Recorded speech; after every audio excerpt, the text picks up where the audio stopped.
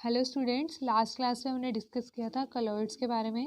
आज की क्लास में हम स्टार्ट करने जा रहे हैं हमारा next topic, that is catalysis. ठीक है, तो बड़ा आसान सा टॉपिक है बच्चों। इसमें कैटालिसिस में हमें क्या स्टडी करना है, सबसे पहले हम स्टार्ट करते हैं कैटालिस्ट। ठीक है, कैटालिसिस जैसे कि हमें नेम से ही हमें पता चल रहा है, कैटालिसिस में क्या करेंगे, by the use of catalyst a reaction has to be done.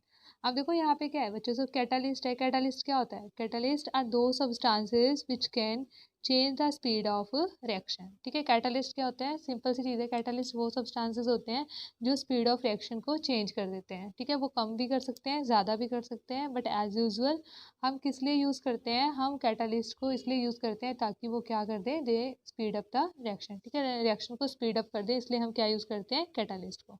और इस फिनोमिना को बच्चे हम क्या कहते हैं? Catalysis. And the phenomena is known as catalysis. Next जैसे बच्चों हम एग्जाम्पल के तौर पे हम बताते हैं, ठीक है, कि जैसे हम एग्जाम्पल है, जैसे पोटाशियम परक्लोरेट है। ठीक है, पोटाशियम परक्लोरेट की अगर हम डिकम्पोजिशन को देखें तो वो कितने टेम्परेचर पर होती है बच्चे? 653 टू 873 केल्विन। बट अगर हम इसमें ही मैग्नीशियम ऑक्साइड MnO2 का हम यूज़ कर लें, मैग्नीशियम नहीं sorry manganese oxide, manganese dioxide catalyst का अगर हम यूज़ कर लें तो ये रिएक्शन फास्ट हो जाती है और साथ में क्या हो जाती है, ये रिएक्शन अक्कर हो जाती है एट लो टेम्परेचर। देखो पहले कितने टेम्परेचर पर हो रही थी रिएक्शन? 653 टू 873 केल्विन पर। और जब हमने कैटलिस्ट का यूज़ किया तब रिएक्शन कितने टेम्परेचर पर हो रही है? 473 टू 633 केल्विन पर रिएक्शन हो रही है। तो ठीक है, तो हम क्या कह रहे हैं कि जो हमारे पास अगर हमने कोई कैटलिस्ट यूज़ किया तो कैटलिस्ट की हेल्प से, पॉजिटिव कैटलिस्ट यूज़ किया तो उसकी हेल्प से जो रिएक्शन है सिर्फ फास्ट ही नहीं होती बल्कि किस पे हो जाती है? लो टेम्परेचर कंडीशन पे भी अक्कर हो जाती है। उसके बाद है बच्चों types of catalyst. Types of catalyst हमारे पास पॉजिटिव कैटलिस्ट भी हो सकते हैं, नेगेटिव भी। सिंपल सी बात है, पॉजिटिव कैटलिस्ट क्या करेंगे? दे increase the rate of reaction and negative catalyst they decrease the rate of reaction. ठीक है, फॉर एग्जांपल बच्चों हमारे पास पोटाशियम पर क्लोरेट की डिकम्पोजिशन में जो हमारे पास मैग्नीज डाइऑक्साइड था वो क्या था? Positive catalyst. जबकि हमारे पास अगर डिकम्पोजिशन ऑफ H2O2 को हम स्टडी करते हैं in the presence of phosphoric acid, तो यहाँ पे जो फॉस्फोरिक एसिड है बच्चों ये कैसे काम करेगा? As a negative catalysis. ठीक है, तो ये इसकी डिकम्पोजिशन को और क्या कर देगा? और स्लो डाउन कर देगा। तो ये क्या होते हैं? वो नेगेटिव कैटालिस्ट। उसके बाद बच्चों हमारे पास कुछ दो टर्म्स होती हैं, प्रोमोटर्स एंड पॉइजन। देखो प्रोमोटर्स क्या होते हैं? प्रोमोटर्स वो सब्सटेंसेस होते हैं जो हमारे पास कैटलिस्ट की एक्टिविटी को भी क्या कर दे? इंक्रीज कर दें। ठीक है, substances which increases the activity of catalyst are called promoters.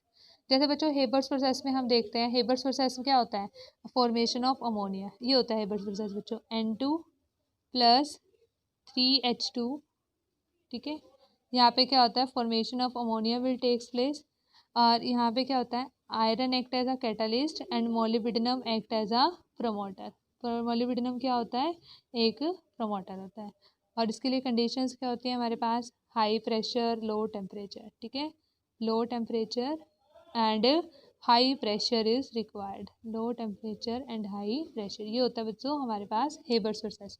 तो प्रोमोटर्स क्या होते हैं? प्रोमोटर्स वो सब्सटेंसेस होते हैं जो कैटलिस्ट के साथ प्रेजेंट होते हैं और क्या करते हैं? They increase the activity of catalyst are known as promoters. Poison क्या होता है बच्चों? पॉइजन वो सब्सटेंसेस होते हैं जो कैटलिस्ट की एक्टिविटी को क्या कर दें? लो कर दें। ठीक है, substances which lower the activity of catalyst are called poison. For example arsenic, carbon monoxide, they act as a poison. ठीक है, इन सम प्रोसेसेस। और भी आप उसमें स्टडी करोगे ना जब ऑर्गेनिक केमिस्ट्री में क्विनोलिन की, ठीक है, तो वहाँ पे समझ में आ जाएगा कि पॉइजन क्या होता है और कैसे काम करते हैं ये। ठीक है, क्या एक किसी केमिकल रिएक्शन में कैसे वर्क करते हैं। उसके बाद है बच्चों टाइप्स ऑफ कैटालिसिस। ठीक है, कैटालिसिस हमारे पास टू टाइप्स की होती है, homogeneous catalysis and heterogeneous catalysis. तो देखो होमोजीनियस कैटालिसिस क्या है? बड़ी आसान सी चीज़ें हैं ये। कहते हैं कि अगर कैटालिस्ट और रिएक्टेंट, ठीक है, सारे के सारे एक ही स्टेट में प्रेजेंट हो तो उसे हम क्या कहते हैं? Homogeneous catalysis. If the catalyst is present in the same phase, same phase का मतलब क्या है बच्चे? अगर हमारे पास कैटालिस्ट है वो सॉलिड स्टेट में है, ठीक है, और रिएक्टेंट भी क्या है? सॉलिड स्टेट में है। ठीक है, if the catalyst is present in the same phase as that of reactant is called homogeneous catalysis. ठीक है, for example oxidation of sulphur dioxide to sulphur trioxide. ठीक है। अब देखो बच्चों यहाँ पे सल्फर डाइऑक्साइड कौन से स्टेट में है, गैसीय स्टेट में। ऑक्सीजन कौन से स्टेट में है, गैसीय स्टेट में। नाइट्रिक ऑक्साइड हमने यूज़ किया इसके लिए, ये भी किसमें है, गैसीय स्टेट में। तो देखो reactant as well as catalyst are present in same phase, that is gaseous phase, therefore this is known as homogeneous catalysis. उसके बाद है बच्चों हाइड्रोलिसिस ऑफ सुक्रोज, ठीक है। हाइड्रोलिसिस ऑफ सुक्रोज में हमने सुक्रोज का ये एक्वा सोल्यूशन लिया, मतलब ये सोल्यूशन फेज में। ये क्या है बच्चों, वाटर। इसके लिए कौन सा कैटालिस्ट यूज होता है, यहाँ पे होता है एसिड की प्रेजेंस में। H पॉजिटिव एक्वस लिखा हुआ है ना, एसिड। और इससे क्या बन रहा है, ग्लूकोज सोल्यूशन एंड फ्रक्टोज। ये गलती से लिखा हुआ बच्चे, ग्लूकोज एंड फ्रक्टोज, ये बनना चाहिए। तो हमारे पास सारे क्या है यहाँ पे, ये भी सोल्यूशन फेज में, ये भी सोल्यूशन फेज में, एक्वस फेज में, और ये भी क्या है, एक्वस फेज में। It means this reaction is also a type of homogeneous catalysis. Next है बच्चों हमारे पास हेट्रोजीनियस कैटालिसिस। हेट्रोजीनियस कैटालिसिस में क्या हो जाएगा, if the catalyst and reactants are present in different phase then they are called heterogeneous catalysis. For example in Haber's process, Haber's process में देखो बच्चों, जो हमारे पास रिएक्टेंट है वो क्या है, गैसियस फेज में है। और जबकि हमारे पास जो कैटालिस्ट है आयरन है, आयरन कैटालिस्ट है, ये किस में प्रेजेंट है, सॉलिड स्टेट में प्रेजेंट है। मोलिब्डेनम किस में प्रेजेंट है, ये तो प्रमोटर है, पर हमें तो कैटालिस्ट को ही देखना है इसके लिए। तो इट मीन्स ये क्या है, एक हेट्रोजीनियस कैटालिसिस। और भी बच्चों पॉलीमराइजेशन ऑफ इथीन, इथीन की जब हम पॉलीमराइजेशन करते हैं in the presence of Ziegler Natta catalyst, तो हमारे पास पॉलीथीन बनती है। अब देखो जो इथीन है वो कौन सी स्टेट में है, गैसियस स्टेट में। जबकि हमारे पास जो जिगलर-नाटा कैटालिस्ट होता है वो कौन सी स्टेट में होता है, सॉलिड स्टेट में। तो इट मीन्स ये भी अगेन क्या हुई है, एक हेट्रोजीनियस कैटालिसिस।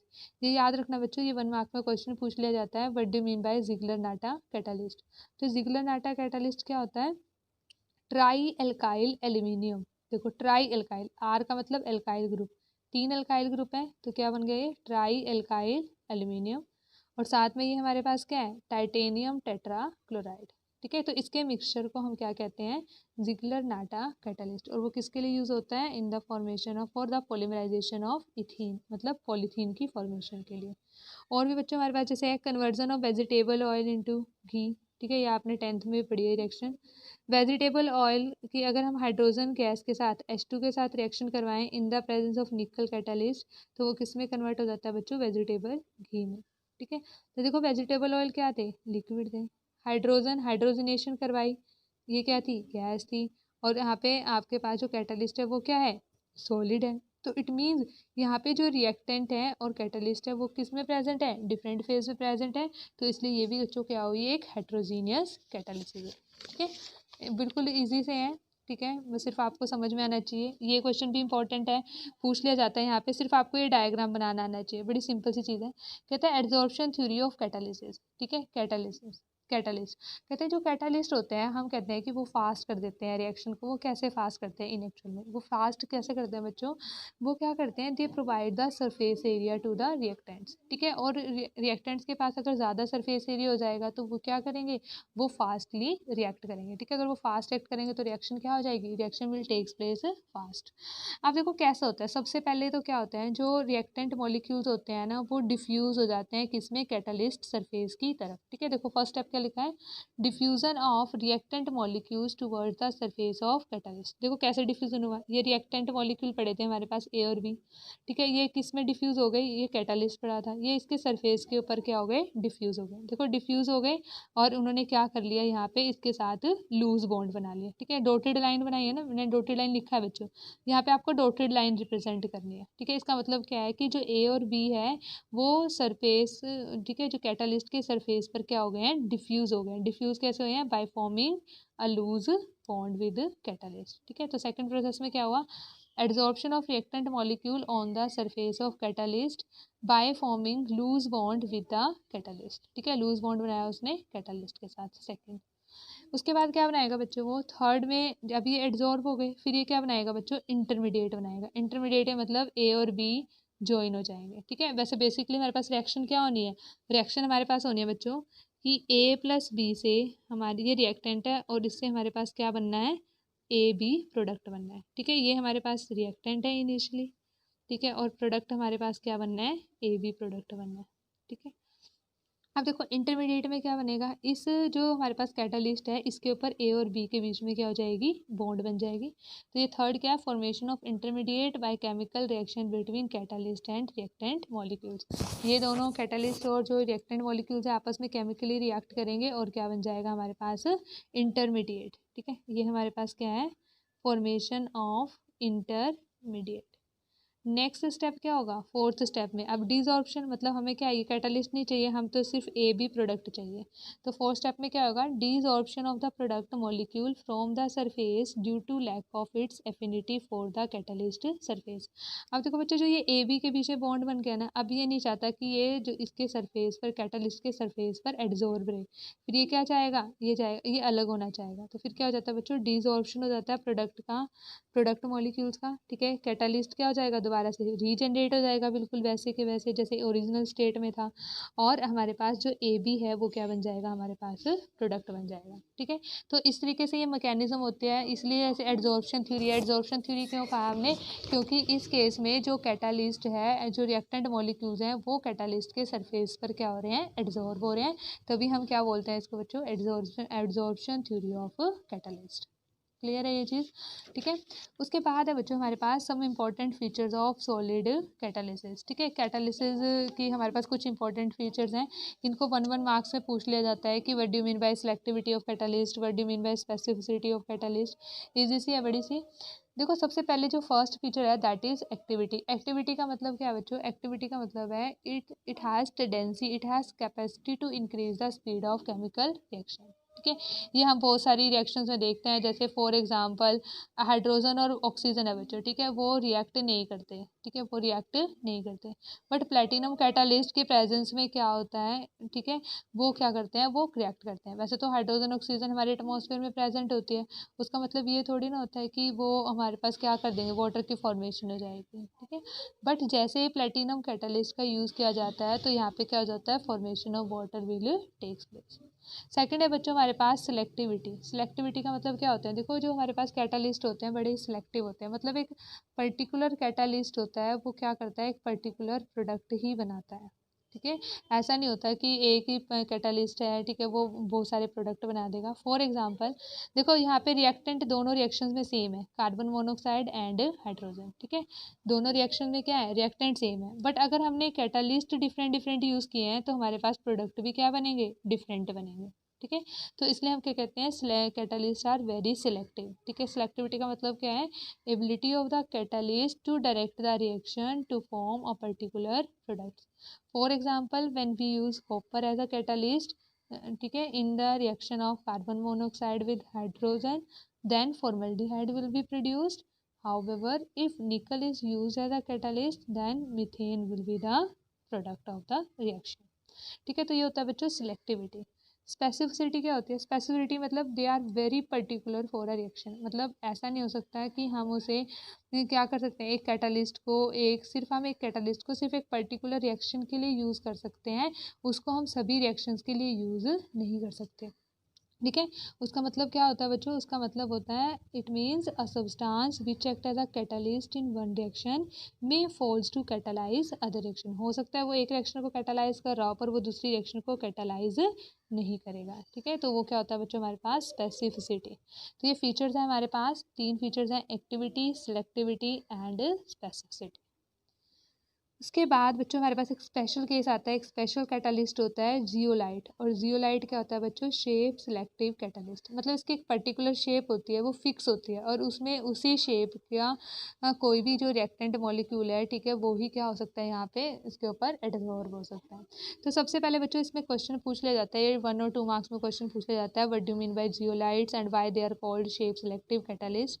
तो सबसे पहले बच्चों हमारे पास जियोलाइट्स क्या होते हैं, जियोलाइट्स आर एल्यूमिनोसिलिकेट्स। मतलब इसमें क्या होता है, देखो हमने स्टडी किया हुआ है +1 के, जो सिलिकेट्स होते हैं वो 3 डायमेंशनल स्ट्रक्चर होते हैं, 3 डायमेंशनल नेटवर्क। तो उसमें क्या करते हैं बच्चे, उसमें सिलिकॉन की जगह हम क्या कर देते हैं, कुछ सिलिकॉन्स को रिप्लेस कर देते हैं बाय एल्यूमिनियम एलिमेंट से, तो उसे हम क्या कहते हैं, zeolites. Zeolites are aluminosilicates They are three-dimensional network silicates in which some silicon atoms are replaced by aluminium, giving aluminium oxygen silicon framework. वैसे तो क्या होता था सिलिकॉन में SiO(Si), ठीक है, बट हमने कुछ सिलिकॉन्स को एल्यूमिनियम से रिप्लेस कर दिया, तो इसलिए क्या फ्रेमवर्क बनेगा, एल्यूमिनियम ऑक्सीजन सिलिकॉन.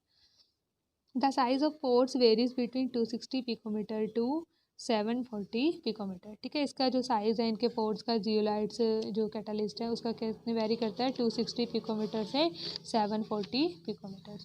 अब बच्चों उसके बाद आता है जो जियोलाइट का मेन यूज़ कहाँ किया जाता है, जो पेट्रोकेमिकल इंडस्ट्रीज़ होती है उनमें इनका यूज़ किया जाता है हाइड्रोकार्बन्स की क्रैकिंग के लिए. जैसे हमारे पास एक बड़ा फेमस है ZSM5, एक जियोलाइट है, ये जियोलाइट का एग्जाम्पल है ZSM5. ठीक है, इसका यूज़ कहाँ किया जाता है बच्चे, इसका यूज़ किया जाता है अल्कोहल को पेट्रोल में कन्वर्ट करने के लिए, अल्कोहल को गैसोलीन में कन्वर्ट करने के लिए. ठीक है, alcohol can be converted into gasoline, petrol, ये भी हाइड्रोकार्बन ही होता है, पेट्रोल हाइड्रोकार्बन है.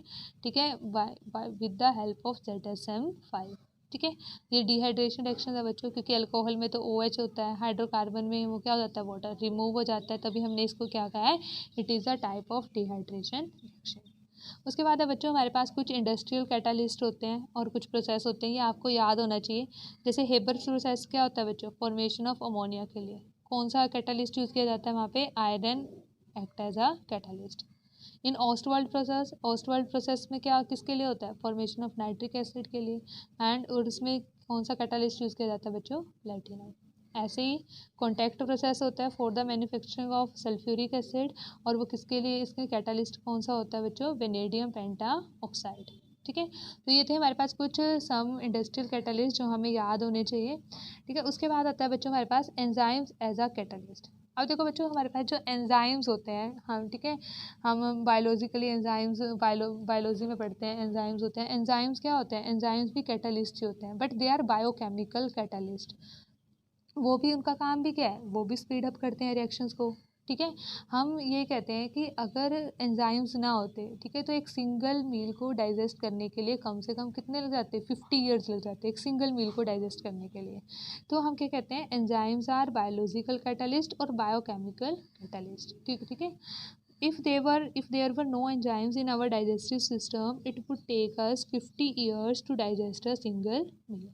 ठीक है, नेक्स्ट है बच्चों हमारे पास कैरेक्टरिस्टिक्स ऑफ एंजाइम्स. तो ऑब्वियसली है कि एंजाइम्स क्या है बच्चों, बायो कैटालिस्ट हैं, तो उनकी जो हमारे पास फीचर्स होंगे वो भी सेम होंगे, कैरेक्टरिस्टिक्स होंगी वो भी क्या होंगी, सेम होंगी एज दैट ऑफ कैटालिस्ट. तो स्पेसिफिसिटी होती है, बिल्कुल होती है. हम ये कहते हैं कि each enzyme can catalyse only one chemical reaction. ठीक है, नॉट हम ये नहीं कह सकते कि एक ही एंजाइम है उसको ही हम हर एक रिएक्शन के लिए यूज़ कर सकते हैं. जैसे बच्चों हम इन्वर्टेज को यूज़ करते हैं for the hydrolysis of sucrose के लिए. ठीक है, अगर हमें हाइड्रोलिसिस करानी है सुक्रोज की तो उसके लिए इन्वर्टेज एंजाइम को ही यूज़ किया जाएगा. अगर हमें माल्टोज की करानी है तो उसके लिए माल्टोज को ही यूज़ किया जाएगा. अगर कन्वर्जन करानी है माल्टोज की ग्लूकोज में तो उसके लिए माल्टेज एंजाइम को यूज़ किया जाएगा. ठीक है, तो ये क्या होता है बच्चों हमारे पास स्पेसिफिसिटी. एफिशिएंसी होती है, ये क्या कर देते हैं, they speed of the rate of reaction by a factor of 10 की पावर 20 टाइम्स. ठीक है, इतनी एक्टिविटी कर देते हैं, they are highly efficient. Next is small quantity. ठीक है, स्मॉल क्वांटिटी में क्या होता है बच्चों, हमारे पास जो एंजाइम है ऐसा नहीं होता कि किसी रिएक्शन को कैटालाइज कराने के लिए हमें बहुत अमाउंट में, ठीक है, large amount of enzyme required होता है. हमें क्या होता है, only a small amount of enzyme is highly efficient. A small amount of enzyme is required to catalyse a particular reaction. Next है बच्चों mechanism of enzyme catalysis. Mechanism of enzyme catalyst में क्या होता है, कीलॉक मैकेनिज्म. ठीक है, कीलॉक mechanism का मतलब क्या होता है हमारे पास, कीलॉक मैकेनिज्म ये होता है एक पर्टिकुलर सबस्ट्रेट है. ठीक है, मतलब कि जैसे हम कहते हैं ना कि एक लॉक है, ठीक है, एक लॉक की एक ही की होती है. ठीक है, मास्टर की को छोड़ के, ठीक है, किसी के पास मास्टर की हो तो वो अलग बात है, पर हम एज यूजुअल बात कर रहे हैं कि हमारे पास क्या होती है, किसी के घर लॉक है, हमारे घर पे लॉक है जो, ठीक है, तो क्या होगा, सबकी एक पर्टिकुलर की होती है. वैसे ही कहते हैं कि जो एंजाइम और सबस्ट्रेट है उनमें भी क्या होती है, एक पर्टिकुलर की होती है, मतलब उनकी एक पर्टिकुलर शेप होती है और वो उसमें क्या हो जाते हैं, डेफिनेटली फिट हो जाते हैं. तभी हम इसको क्या कहते हैं, कीलॉक मैकेनिज्म. देखो रिएक्शंस कैसे होती है, स्टेप्स क्या होते हैं. सबसे पहले कोई सबस्ट्रेट मॉलिक्यूल है, मतलब जैसे रिएक्टेंट मॉलिक्यूल है, दैट इज सबस्ट्रेट. एंजाइम उसके साथ रिएक्ट करेंगे तो वो क्या बना देंगे, उसके ऊपर एड्जॉर्ब हो जाएंगे, क्या बनेगा, एंजाइम सबस्ट्रेट कॉम्प्लेक्स. फिर सेकंड स्टेप में क्या बनेगा, एंजाइम सबस्ट्रेट ने क्या बनाया, एंजाइम प्रोडक्ट इसके साथ लूजली अटैच हो गया, और फिर बाद में प्रोडक्ट इससे क्या हो जाएगा, डी एब्जॉर्ब हो जाएगा, डीजॉर्प्शन हो जाएगा, मतलब इससे अलग हो जाएगा एंजाइम से, और एंजाइम दोबारा से क्या हो जाएगा, रीजनरेट हो जाएगा रिएक्शन में। देखो इसको रिएक्शन को इसको शो कैसे किया है, देखो ऐसे बनाया ना, इस तरीके से बनाना बच्चे, ठीक है, सिंपल ऐसे शेप लाइक दिस, ठीक है, यहाँ पे ऐसे बना दी। इसमें देखो अंदर की तरफ बनानी है शेप, और सबस्ट्रेट में क्या बना दोगे, ऐसे ही शेप बाहर की तरफ। इसका मतलब ये है कि ये वाली जो शेप है वो इसमें क्या हो जाएगी, डायरेक्टली फिट हो जाएगी। तो देखो पहले क्या था, एंजाइम और सबस्ट्रेट दोनों अलग अलग थे, फिर दोनों ने एंजाइम सबस्ट्रेट कॉम्प्लेक्स बना लिया, ठीक है, इसमें फिट करके दिखा दिया। उसके बाद क्या बच्चों, यहाँ पे प्रोडक्ट की फॉर्मेशन स्टार्ट हुई इससे, ठीक है, इस तरीके से प्रोडक्ट की फॉर्मेशन क्या हो गई, इससे स्टार्ट हो गई। उसके बाद क्या हुआ, यहाँ पे प्रोडक्ट इससे डिसॉल्व हो गया, मतलब अलग हो गया, ठीक है। तो यहाँ पे क्या बन गया, ये एंजाइम अलग और ये प्रोडक्ट अलग। मतलब यहाँ पे क्या है कि यहाँ पे एंजाइम क्या हो गया बच्चों, रीजनरेट हो गया हमारी पूरी रिएक्शन में। तो ये क्या होता है हमारे पास, मैकेनिज्म ऑफ एंजाइम कैटालिसिस। उसके बाद नेक्स्ट एंड लास्ट है बच्चों हमारे पास some enzymes used in different reactions, ठीक है। जैसे ये तो आपको पहले ही पता होगा, आपने बायो में पढ़ा होगा 10th में बहुत बार, कि conversion of urea into ammonia and carbon dioxide के लिए कौन सा एंजाइम होता है बच्चों, urease. Conversion of proteins into peptide के लिए पेप्सिन एंजाइम यूज़ किया जाता है। Conversion of proteins into amino acids के लिए ट्रिप्सिन यूज़ किया जाता है। इन्वर्जन ऑफ केन शुगर के लिए इन्वर्टेज, ठीक है, तो वैसे यहाँ से पता चल जाता है, inversion invertase. Conversion of glucose into ethyl alcohol के लिए कौन सा एंजाइम यूज़ करेंगे, जाइमेज। Conversion of starch into maltose के लिए diastase, and conversion of maltose into glucose के लिए कौन सा एंजाइम यूज़ किया जाता है, माल्टेज एंजाइम, ठीक है। तो ये हमारे पास कुछ एंजाइम्स है जो कि डिफरेंट रिएक्शंस में हम क्या करते हैं, यूज़ करते हैं। तो इस तरीके से आपको क्या करना है, ये कंप्लीट चैप्टर करना है बच्चों। तो ये हमारे पास जो सरफेस केमिस्ट्री था, जो 5th चैप्टर था हमारा ही, ठीक है, तो इसमें ये लास्ट टॉपिक था। इसमें हमने 3 टॉपिक स्टडी किए हैं basically, adsorption, colloids, and third हमने स्टडी किया बच्चों कैटालिसिस, ठीक है। तो इसके साथ ही हमारा ये चैप्टर कंप्लीट होता है, फिर हम अपना नेक्स्ट चैप्टर स्टार्ट करेंगे नेक्स्ट क्लास में। तो तब तक आपको इसको अच्छे से करना है, इसके एक एक पॉइंट को अच्छे से करना है। ये की लॉक मैकेनिज्म, ये शेप भी आपको ये बनाने आने चाहिए, ठीक है, क्योंकि एग्जाम में पूछ लिया जाता है। ये 2 स्टेप आने चाहिए लिखने, एज इट इज़ जैसे मैंने लिखा हुआ है यहाँ पे, ठीक है। तो उसके अकॉर्डिंग इसे करना। फिर मिलते हैं अब नेक्स्ट क्लास में।